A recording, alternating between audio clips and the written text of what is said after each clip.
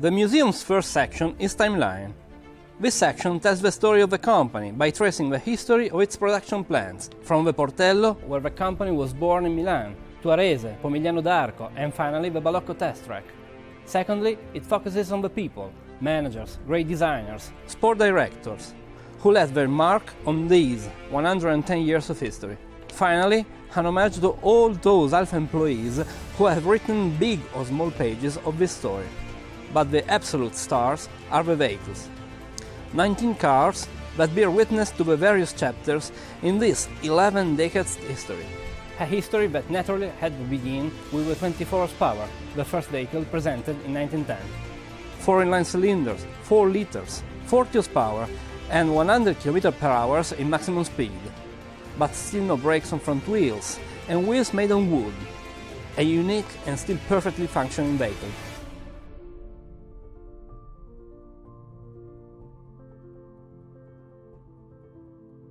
After the success of the 24 HP, Alfa starts to make profit already in 1913. During the war years, it would become Alfa Romeo with the arrival of Nicola Romeo and would bring home a long line of international successes, such as for instance this RL, which was sold to an India Maharaja. This was the beginning of a series of victories and new projects that opened the doors to the 30s.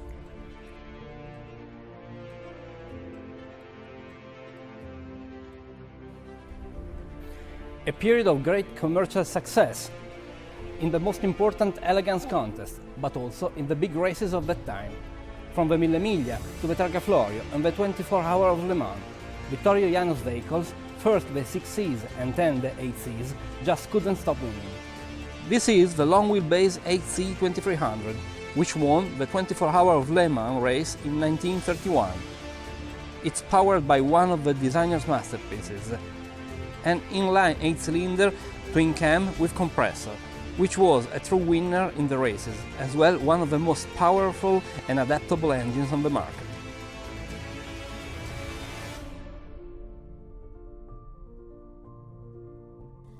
In 1932, Alfa Romeo was placed under government control. These were years of remarkable successes and remarkable cars, which led to the years of the Second World War, when Alfa Romeo focused particularly on the production of aircraft engines. After the war, the world was entirely new, and in 1950, with the 1900, the 1900, Alfa Romeo began producing on the assembly line. A much smaller car with a 4-cylinder twin-cam engine and Cessna 14 body. 18,000 of them were built, more than Alfa Romeo's entire production in the previous 40 years. But the true turn of events came with the Giulietta, a woman's name, a fresh and innovative color range, and, above all, a huge commercial success, also thanks to its brilliant performances. Thus, Italy's girlfriend was born. A success that was later repeated by its successor, the Giulia, presented in 1962. Designed by the wind was its slogan, because, for the first time, the bodywork had been studied according to aerodynamic principles, which made it extremely fast. But it would also be the first vehicle designed for safety. With its gradually deforming body that already complied with safety regulations that would be introduced 10 years later.